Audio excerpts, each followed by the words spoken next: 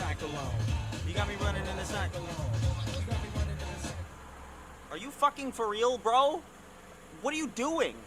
You have such terrible timing.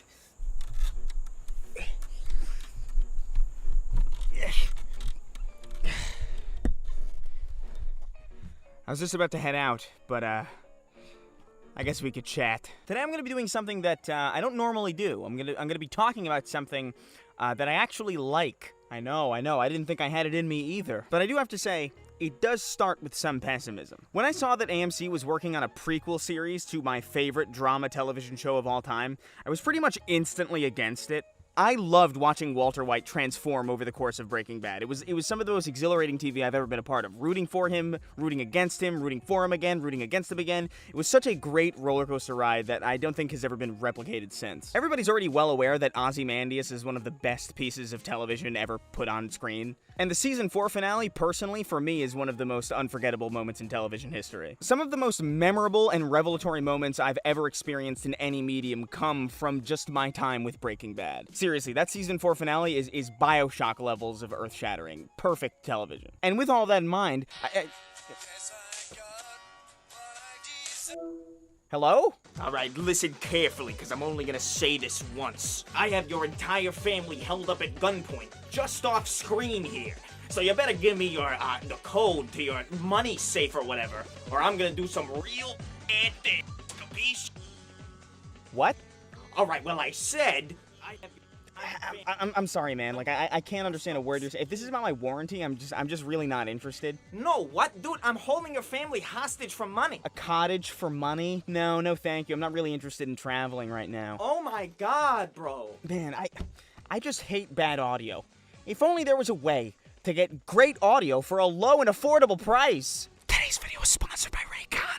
Did you know that Raycon's everyday earbuds look, feel, and sound better than ever? Do you hear? I'm hostaging your family. Do you hear me? Did you know that they offer 8 hours of playtime and 32 hours of battery life? Well, now you do, 'cause I told you. Do you have the ears of a frightening freak, a scary character, if you will? Well, with Raycon's optimized gel tips for the perfect in-ear fit, you'll never have to worry again. I bet you're thinking this is probably too good to be true, right? These things are probably fragile as hell. Oh yeah? Well, eat this. Oh, what have I done? What have I done to my earbuds? Nothing. It's gonna be a little bitch getting these out of here, actually. And I'm back to listening to Breaking Benjamin in no time. Left him outside in the rain? Dropped him in a pool? Did you leave him in a pocket in the wash? Don't even fret, bro. You're all set. Oh, and did I mention the sound profiles? Noise isolation mode, bass profile for rap music, balanced sound for rock, and pure sound for when you're listening to your favorite podcasts. I actually wear my Raycons pretty much everywhere, especially when I'm going out on a walk, especially when it's really, really hot outside and headphones just doom you to a life of sweat. It's premium sound quality at an affordable price. I'm sorry if I'm being loud. I'm listening to Bad Religion right now. So what in the holy name of Keith David are you doing? Click the link in the description box or go to buyraycon.com/Raygun to get 15% off your Raycon purchase today. It really helps the channel. So where was I? Oh yeah. Breaking Bad was awesome. So given that I feel so strongly about Breaking Bad, These fucking pieces of shit. Yeah, nice bike, cunt. Another one? Get fucked and reamed, bro. So with all that in mind, I just didn't even want... You gotta be joking. I'm really gonna throw a grenade at you. I will shoot you dead. I'm sorry, it's the road rage, I think. You know, when you get behind a car and you're just fucking...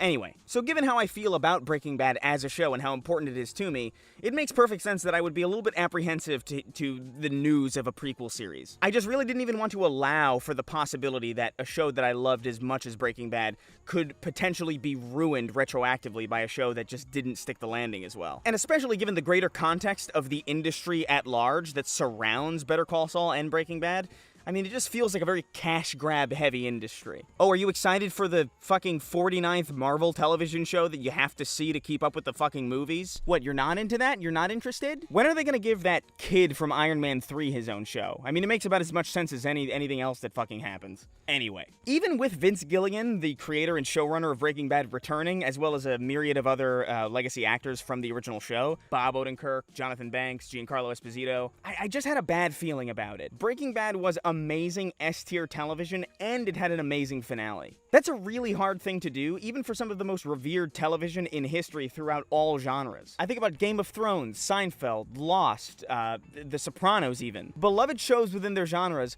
with contentious to downright awful finales. I just didn't want them to chance it. I didn't want them to put Breaking Bad's reputation on the line to try and do a cash grab prequel series. Like, could Vince Gilligan really make an amazing S-tier television prequel show and have it have a satisfying conclusion again? Twice in a row? I guess I'm the idiot, because the answer is absolutely yes. They absolutely nailed it somehow. I don't know how they did it, but they did it. The character work that they managed to put into Better Call Saul is the best character work I have seen in its respective medium. And while I still do prefer the overall tone, premise, and style of Breaking Bad over Better Call Saul, there's no question that the characters are far, far deeper and far, far more enriched in Better Call Saul than in Breaking Bad, or really any other television show I've seen. There's just far more depth to everybody, they're a lot more complicated, and they're a lot more grounded. There really aren't many characters here that aren't given a ton of attention. Characters that were only side characters in Breaking Bad are suddenly given so much more to do and so much more to work with. The consequence of all of that attention paid to all of these side characters, though, is that the pacing of the show is significantly slower. Thank you for driving over here, you cunt.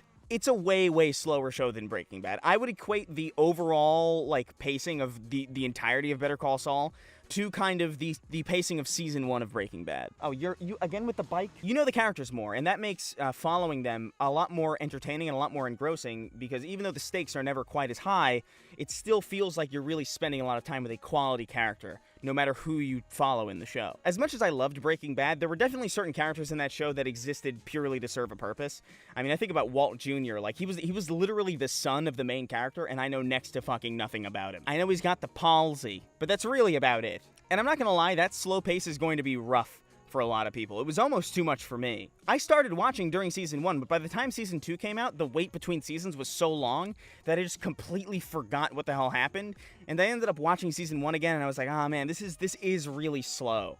And so I actually haven't been watching this whole time. I actually just took a break and waited for the final season to be confirmed before I started binging all of the episodes in immediate succession. And I'm glad I did, because I definitely would have forgotten a lot of this shit if I had to wait the normal time that y'all were waiting. Did I just say y'all? I gotta get out of the woods. But the reason I'm even talking about it today is because they finally aired their series finale. The final episode of Better Call Saul aired this past Monday. Breaking Bad is officially done as a universe, and they did it. They stuck the landing. They ended things in a way that wasn't necessarily what I wanted to see from the show, but at the same time, they did end it in a way that made sense, respected the characters, and fit in the world of the show. It made perfect sense, and even though it wasn't what I was kind of hoping for, it is kind of one of those things where it's like, oh, maybe you don't know what it is you want, actually. Because, yeah, it would have been cool to see what I had in my head, but at the same time, I could tell it wouldn't have been nearly as satisfying. It is, without a doubt, on par with Breaking Bad, even though it is a very, very different show in style, execution, approach, and premise. The biggest problem I had with it, honestly, pertained to things that really were kind of out of the show's control. My main problem being the fact that time exists. Some of these characters are meant to be playing versions of themselves here that are far younger versions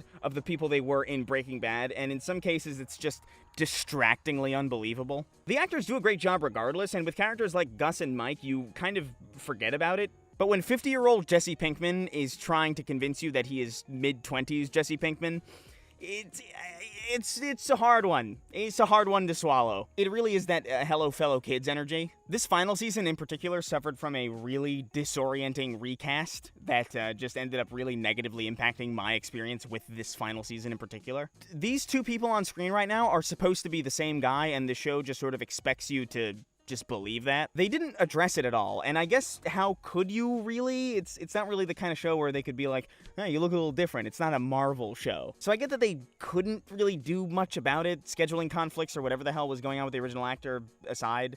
It's just really unfortunate that something so unfixable ended up really impacting my experience with this final season. I straight up just didn't even know that they were the same character until I looked it up online afterwards. I was like, who is that? But overall, in the grand scheme of things, these are incredibly minor nitpicks.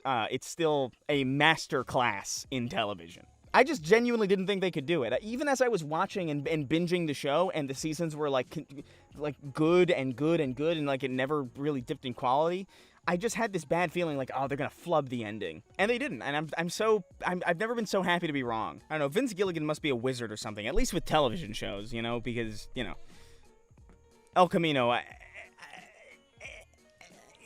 I really did not like El Camino at all.